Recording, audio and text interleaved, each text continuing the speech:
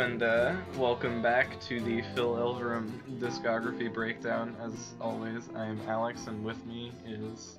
It is Jake. Hello. Hello. So this week we are going to be talking about two kind of weird microphones releases. Yeah. Live in Japan and Song Islands in opposite order, but yeah.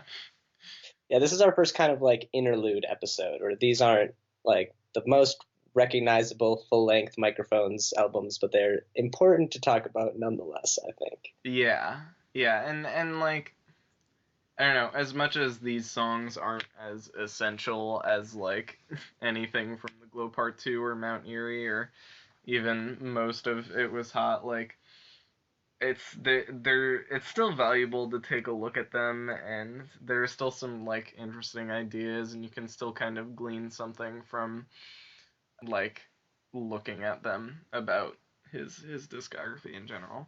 Yeah. And there are, of course, a few places still where it does like hit, There are some absolute gems. For sure. I wouldn't say there are like any real like essentials from Live in Japan, but it's an enjoyable experience overall. Thanksgiving is kind of funny. Yeah. There is some interesting stuff going on there. Yeah. Um But Song Islands does like none of the songs are like polished or perfect in any way, but there are some really great ones on there, and I think we're gonna start with Song Islands actually.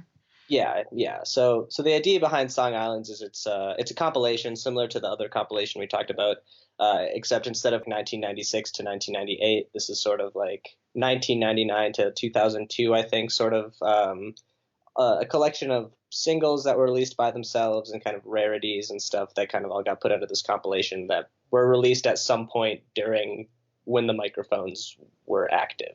Yeah, and you can see Phil's artistic journey as the microphones in these tracks, and also kind of in the sequencing of them Yeah, a little it's bit. no, definitely. I mean, Yeah. because again, it is a compilation, so it doesn't necessarily, it wasn't made to flow well. However, they apparently the track list is in a sort of chronological order, or at least Interesting. the first half is in chronological order of like the singles he released, and then the second half is in chronological order of like sort of rarities that he released. So Yeah. as you get into the album, you can kind of hear the microphone sound develop in a way.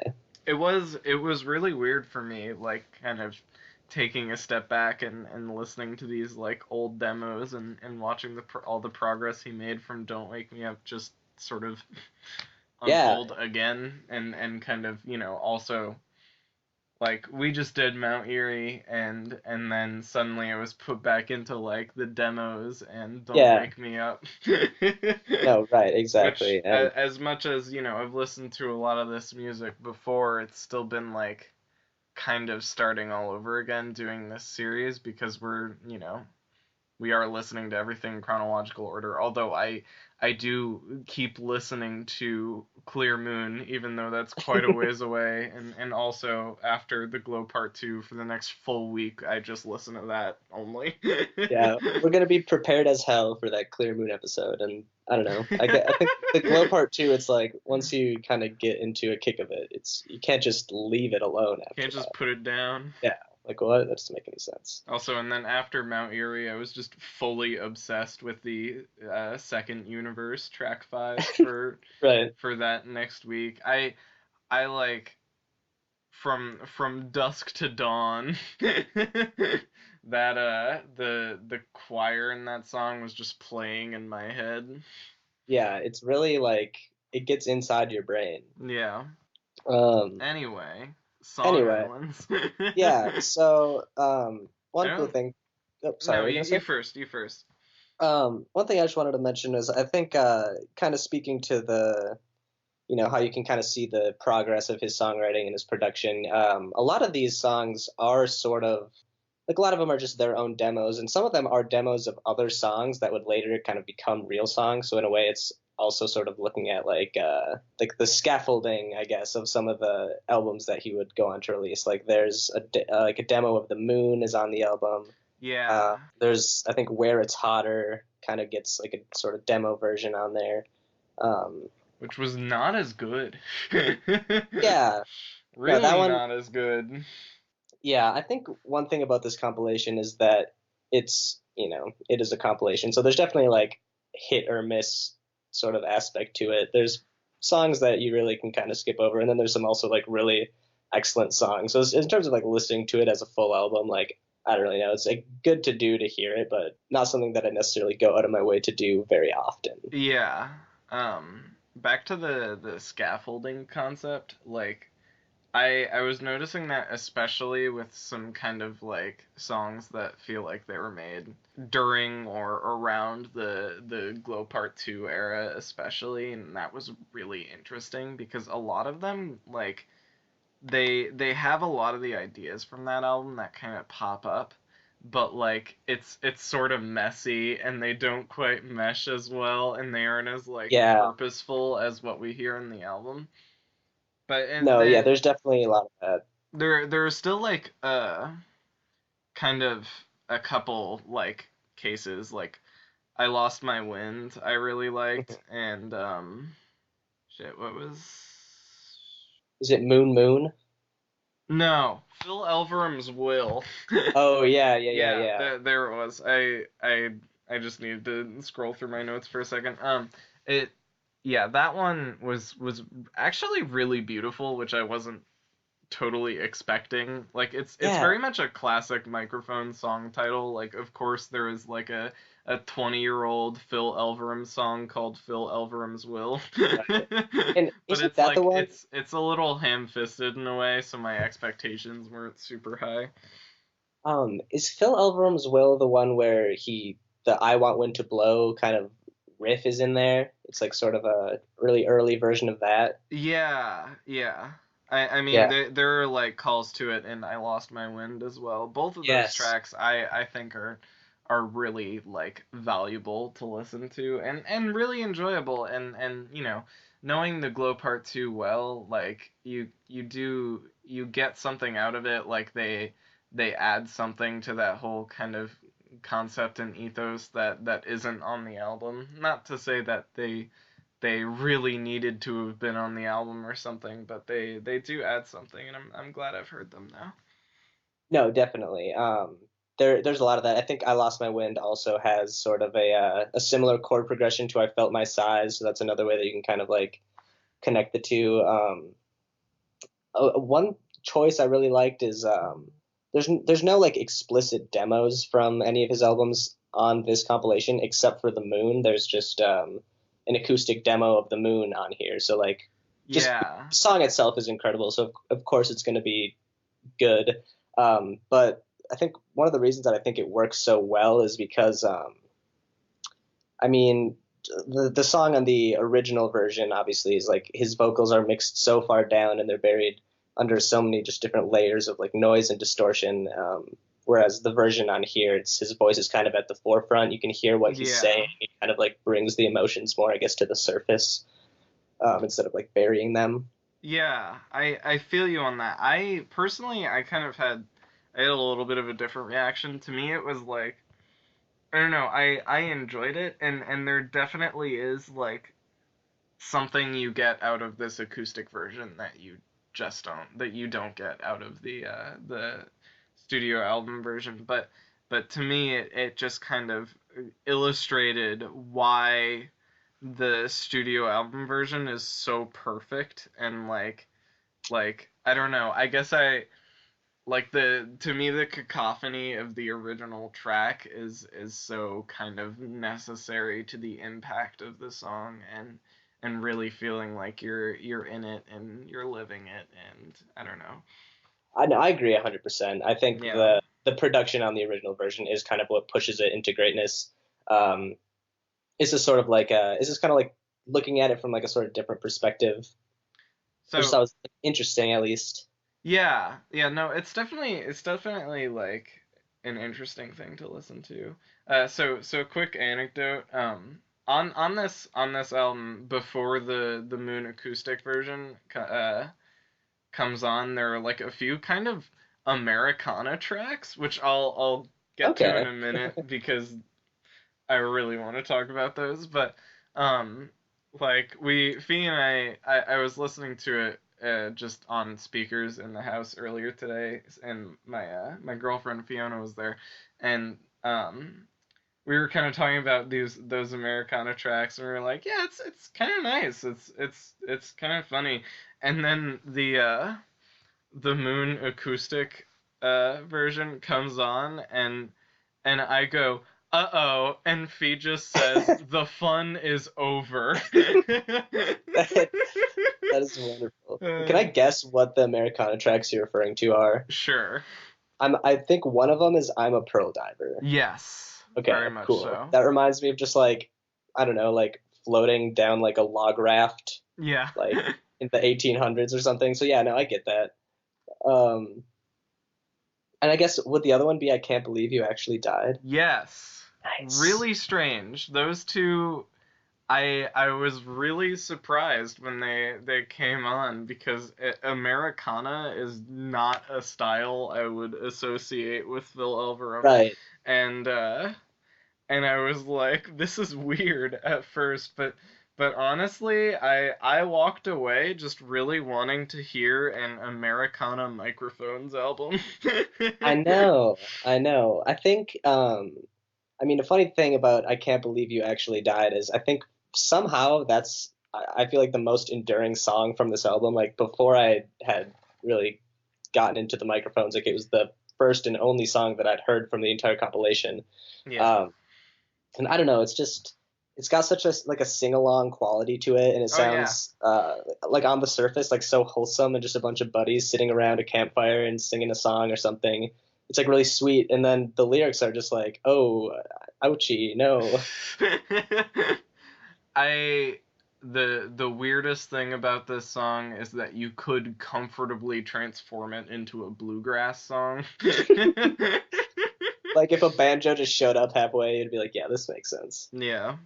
It's kind of crazy listening to this because like I don't know, obviously context is Yeah, really significant, but it's interesting hearing like baby Phil kind of grapple with the big concept of death very inelegantly, like yeah, considering the music he would come to make later on.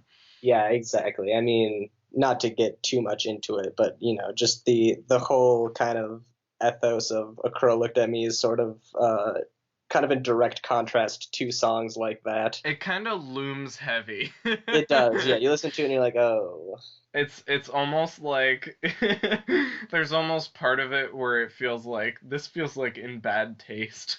I know, but yeah, But exactly. it's, like he was probably like 21 or 22 or something, Right. and And the song itself, as like in and of itself, is not inherently in bad taste. It kind of just becomes that way, like through the yeah. context. Yeah, Yeah.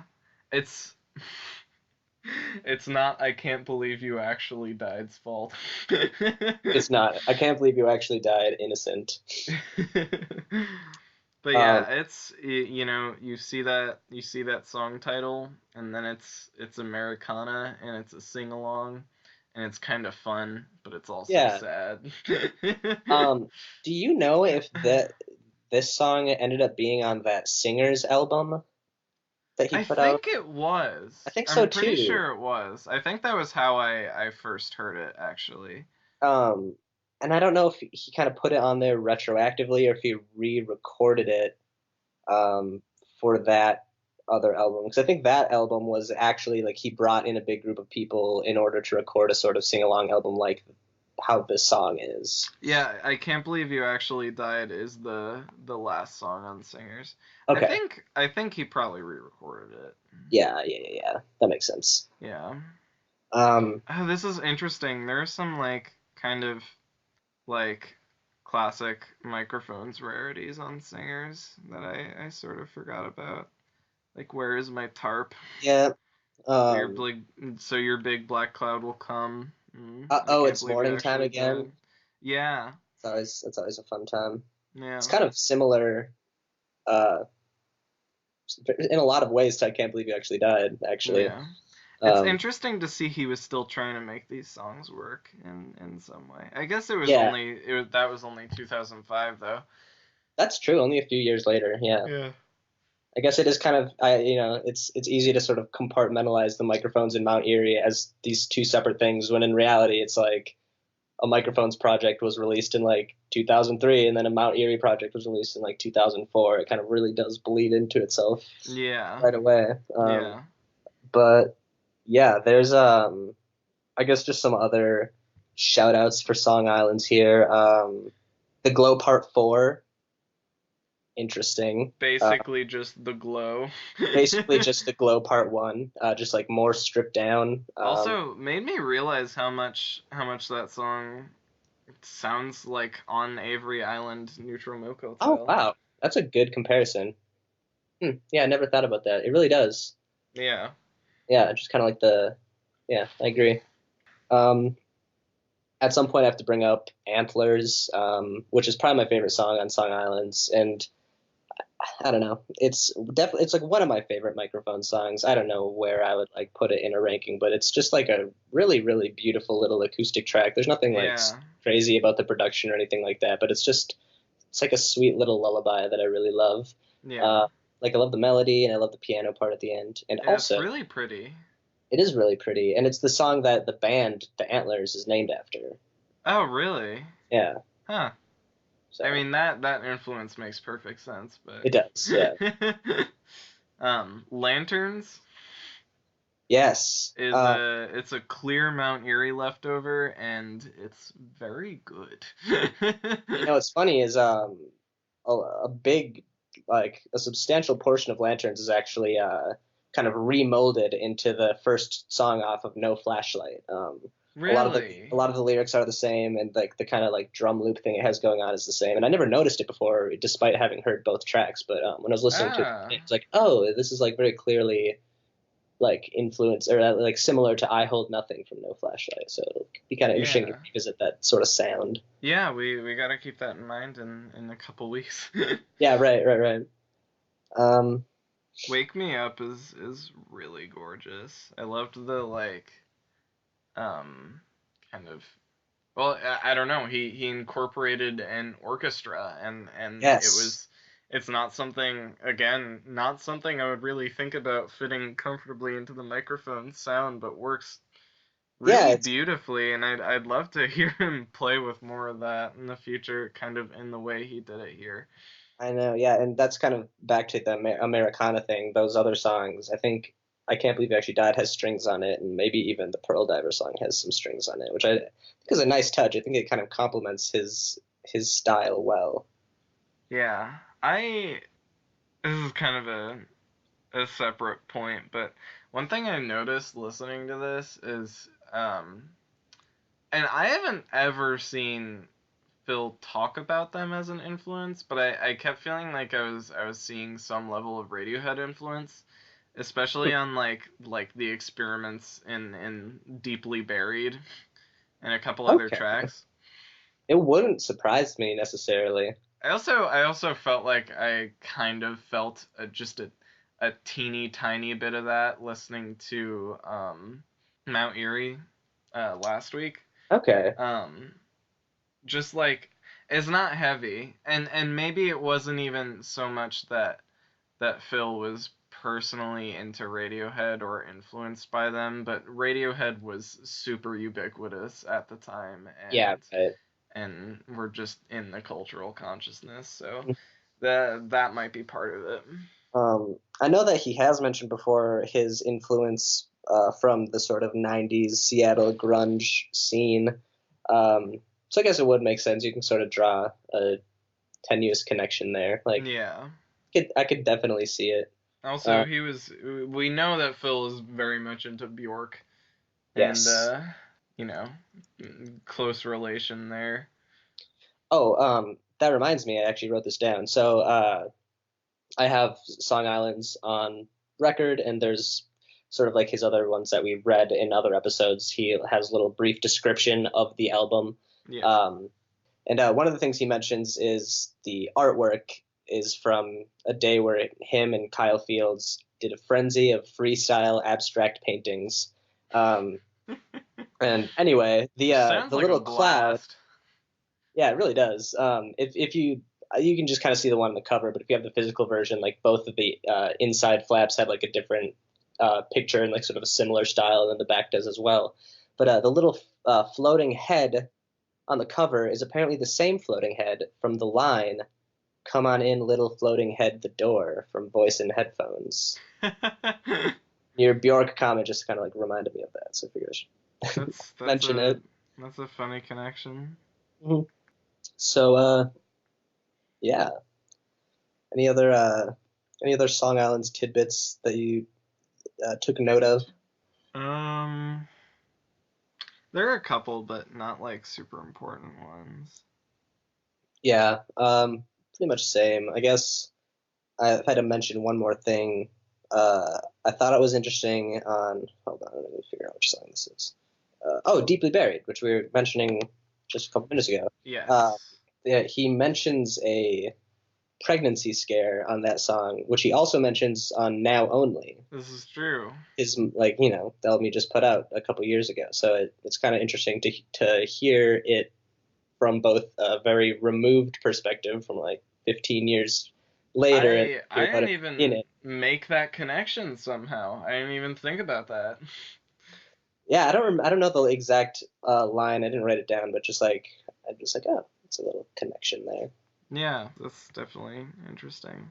Yeah, Do you want to move on to live in Japan? let's do it. Yeah.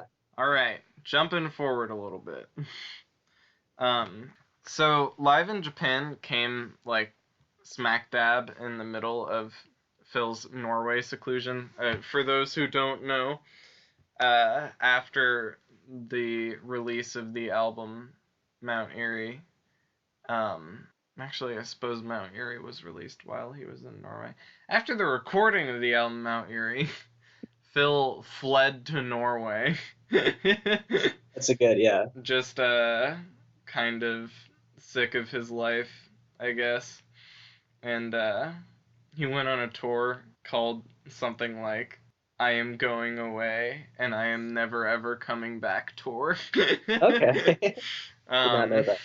and he kept a journal about it, released that journal eventually as part of the Dawn album package, and I've read it, and a lot of the songs from Live in Japan came from that time because the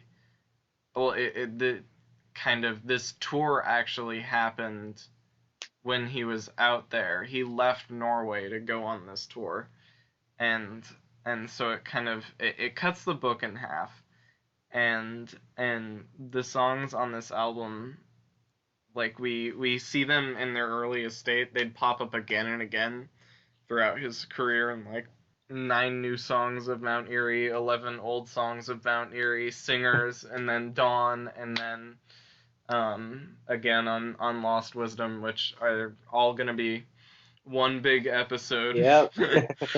um, and what's kind of interesting about this album, and we aren't gonna get too deep into these songs because again we're gonna do a whole episode on their many different permutations, but we see them in kind of their earliest state where it really seems like Phil was trying to turn them into post Mount Erie microphone songs. Yeah. Or at least like hearing them with this band and kind of with the context of Mount Erie, like you see the ways in which they were just like a continuation of those ideas and how he was actually literally trying to fully flesh them out in that way, almost as if like, another album in the in the long line that started with It Was Hot. And he would do that. Dawn is that album, but it's all acoustic, it's all stripped back, and I don't know. He was just very much in a creative transition here, and I think on this album you can kind of see the jump from microphones to Mount Erie. And even on the cover art, uh, the microphones is in quotations. Oh yeah, um, and I just thought that was kind of interesting. I think he would kind of try to turn these songs into uh sort of very much post Mount Erie songs, but just quickly find that like that creative avenue kind of ineffective and yeah. dissatisfying. I think Phil has mentioned before that Mount Erie as an album, he never really thought of it as completed, which is, was probably why he went on to make Mount Erie Part 6 and 7 like later down the road. So it is interesting to see that he maybe at some point had the idea of these songs being more kind of full band, like fully produced tracks in the same vein as like the Mount Erie stuff. Yeah. Um, Another thing that I thought was interesting listening to this live album is that because this is his first live album, so up until this point he was kind of like studio wizard Phil Elverum. So it's interesting hearing his first live album where his studio magic isn't really able to be conveyed, and he kind of has to rely entirely on just like the songwriting and singing and performing and everything, which Yeah. it would go on to characterize kind of how he operates as Mount Erie. Um, so it's like although this is the microphones, it does still very much and he's using Mount Erie songs. It feels kind of like a prototype Mount Erie project to me. Yeah. Um, I don't know. There's definitely songs on here that are kind of whatever and that didn't make it onto the actual full length project, but there are also like some hits on here too. Yeah. It is really funny and telling that he put the microphones in quotes Yeah, in that way. it's like the microphones is kind of starting to like dissolve into Mount Erie or Yeah. something. It would be like the last time that I mean, to my awareness, I think it was the last time that he'd collaborate with like Calvin Johnson and Hmm. Kyle Field, who were his backing band, along with Yeah. I think a Japanese band that he kind of picked up. Oh, He okay. called them a pickup band somewhere. I don't remember where. Um, yeah. Um, and interestingly is like so this came out specifically. Hold on, let me get the exact. Yeah, so this was in February of 2004, and then he would release Live in Copenhagen in April of the same year under the name Mount Erie. So this is kind of Really? literally, yeah, like the last time that I he didn't know they released. were so close together. Yeah, I mean, I don't know if I have the exact dates right. According to rateyourmusic.com, like, you know, I don't Oh, know wait, how, wait, how wait. I accurate was that I was is. thinking of a later live album he put out. I can't remember. Oh, okay. Bloomington? Is that Oh, it? Live from Bloomington? I don't know. yeah, Live in Bloomington is one. I don't know when that was. Yeah, that I thought that was the next one. I think part of that's because I don't think live in Copenhagen is actually like on streaming services, and he doesn't sell it anymore. And Oh, yeah, I mean, that album, I mean, I don't even think I've heard of it, but just looking at the track list right now, like half the songs are titled in, I'm assuming, Norwegian. Some of them are in Japanese. There's like probably 30 songs on here. I don't know. wow. Yeah. Yeah, isn't it? You know what? I think it's like a triple LP. Yeah, I that makes sense. someone posted on the Phil Elverum subreddit. I can never remember if it's like Mount Erie or microphones or Phil specifically, whatever. But that they were selling their like kind of Phil rarities, and I checked it out, and that live album was one of them. Oh, cool. But I didn't get it or anything. I'd love to get a hold of it at some point. Yeah, me too. Seems It's interesting. definitely intriguing. Add that to To the the pile, yeah. pile of intriguing Phil releases. Right? I I know. really want the Moon single, which has I, like it's got some kind of like pull out story or okay. pamphlet with it. I don't know. I've always been really curious about that. And on top of that, just The Moon is one of my favorite songs ever, and it'd be awesome to have a physical copy of the 7 inch. Also, Um, the cover of the 7 inch is amazing. I love yeah, the it's cover of the wild. single. Super expensive though.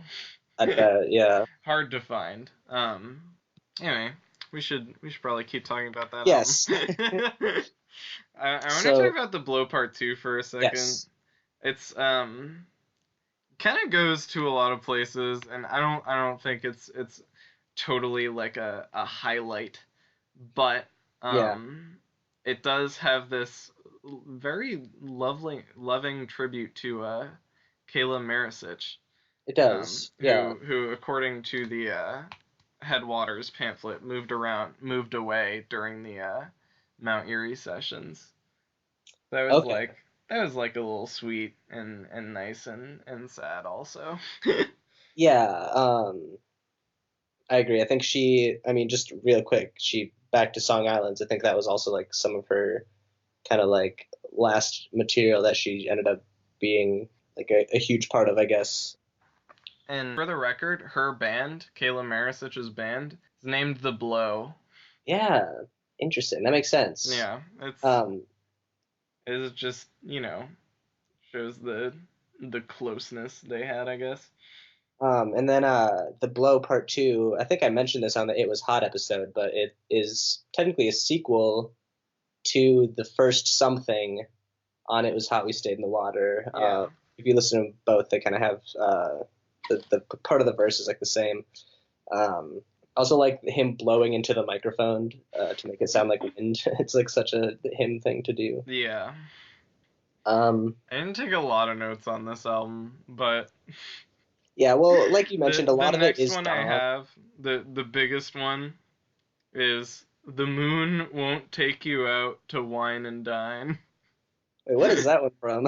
That's from Thanksgiving. He I sings "The missed that. moon won't take you out to wine and dine." It really will not. This is very ancient wisdom from our father. This may or may not be related, but I was doing some Google deep dives, and there's apparently a musical artist named Thanksgiving from Oregon that used to drum with Phil, like on the Yeah. road during this time. I was wondering if maybe those two things are related. Maybe not. I don't know. I remember on a deep dive. No, I think Phil was involved in that band briefly. Okay. Um, yeah, so I don't know. Maybe that is a Thanksgiving song. We'll dig into this more Yeah. and get back to you on it, folks. Um, and then, it is hard, because we are trying to sort of avoid talking about the like narrative of Dawn, Yeah. which like half these songs I think kind of show up on Dawn again.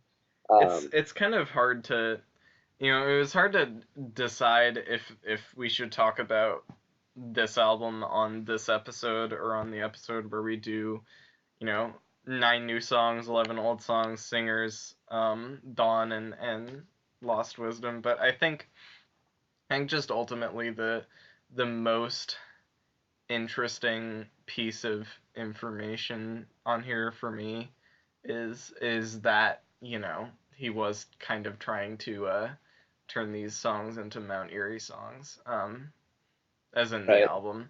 And chronologically it belongs here. It's a Microphones release. It came out in 2003 or whatever, or 2004. Sorry. Um. Well, right. And then on top of that, it's just like, I think that episode's sort of at capacity at this point. Yeah. Also, Uh, I'm pretty sure we have a guest for that we episode. do, we do, which I think will be probably good Yeah, to. probably necessary, but That's also completely just necessary. like adding any more would be totally overloading. Yeah, Whoever absolutely. is Dill coming on for that one? It is Dill, I believe. Okay. All right. That'll be good. Um, yeah, I think either our next episode or the episode after will feature our first guest. Episode after we were gonna All talk right. about the Oh Glow Part yes. 2 B-sides It's out kind of there. the tie the knot on the microphones Yeah. episode. Well, I guess just as far as things on here that aren't directly tied into Dawn, I feel like we should mention Universe Conclusion, Yeah. because I guess this is supposed to be the conclusion to Universe 5 on Mount Erie, even though there are also parts 6 and 7. So I guess if you're going to sequence them, this would come in between parts 5 and 6. Really kind of unclear on the chronology of Well, these tracks. he did choose to ultimately scrap this song, Yeah, so that's I true. think I think you'd cut it out. But it is interesting. He did talk about Universe Conclusion in the Headwaters booklet. Yes. I remember he said that, and it kind of went over my head. He was really interested in the idea of like a singer that won't stop or start until the room is empty or something like that. Yeah, I And won't start singing until this place is empty. yeah, but he decided, I guess him and his collaborators decided that the repeated choir on Universe 5 or Universe 2 or whatever you want to call it, 5 Universe, kind of got that message across, which I don't understand, but I think that song makes sense as the It closer. does. It does. It is interesting that he did end up making that decision and then kind of messed around with this version of it after that had already been released. Or maybe it Yeah. wasn't, but I think it was just like a deal where, he really liked the song and wanted to play it live. I mean, in general, like, this live album doesn't really have any album tracks on it. Like, it yeah, not obviously really. it has songs that would go on to be on Dawn, but at the time they were not album tracks. Yeah, oh, that's a good point. None of these were like previously released at the time, I guess, except for My Favorite Things from The Sound of Music. Or Silent Or Night yeah, or Silent Night, or an original whatever Phil Elverum song. whatever Neil Young song is being covered on After and Young. Yeah, apparently it's called Mr. Disappointment. Okay. It's the name of the Neil Young song. I'm not sure if I've heard that one. I do really like Neil Young, but I don't know if I've heard that song. Yeah, I hadn't heard it either. I did end up listening to it, and he doesn't cover the whole song. He covers like the very end of the song. But still, it is like a Neil Young song. Yeah. It I don't know. I always like I've listened to Live in Japan handful of times before this, and I really always thought that it was a just a Phil song. Like it fits so snugly I mean, yeah, before I with knew it was a everything Neil Young else. song, I thought that it was a Mount Erie song that I'd heard before that like was on another Mount Erie album. And I was like, oh, which one is this? And I looked it up, and I was like, oh, never mind, it's a Neil Young song. That's really funny. Maybe Yeah, he like interpolated it later on somehow. that wouldn't surprise me. Yeah. All right. Well, any final thoughts? Um, yeah, not really. There is some. I'll say this without spoiling our Dawn episode. I think the songs he chose on this album, or I'm trying to think how to put this. Like the songs that would end up being on Dawn that are also present here, I think are sort of very thematically tied together. Yes. But that again is a conversation for later. Yeah. We will dig into these songs like lyrically, obviously sonically, because we'll be looking at like 5 different versions of each of them. Yeah, let's see it from every angle. Yeah, much, more later on. It's interesting because generally, I mean, I love Dawn. Like I love that album, don't get me wrong. But generally you would not see it as like a cornerstone Phil release or like, Right. like a really significant one, but he released all those songs multiple times. I know it's interesting, and the even the fact that he kind of played around with them sonically so much, and then the final product ended up being kind of as stripped down as possible. Yeah. I think I don't know, just sort of an interesting decision that for a lot of people probably wouldn't pay off as well as it does on Dawn. Yeah, I think it's they kind of ended in the place they needed to be. And it also becomes like a perfect companion album to Lost Wisdom because, you Yep. know, the it, we're gonna talk about We'll get there. it. We will get there. All right. Well, Yeah. think that's good. I think we're good on this chapter. We're almost done with the microphones. Yeah, it's crazy to think about. Yeah. It also feels crazier than it probably should because I feel like most of Phil's body of work is under the name Mount Erie. Yeah. And I it's really easy. We talked about this in text chat, but it's really easy to see them as two halves instead of like one quarter and then three quarters. Yeah, exactly. Because there is, I feel like, kind of more weight put behind the microphones. Typically, when people talk about it, I feel like the Yeah. microphones are more. That's just because, the significance of the glow part too, and like, Yeah. you know, real fans know Mount Erie is the shit, Yep. which is obviously something I learned this month. Real heads know. All right. Um, Goodbye, everybody. Yes. Goodbye.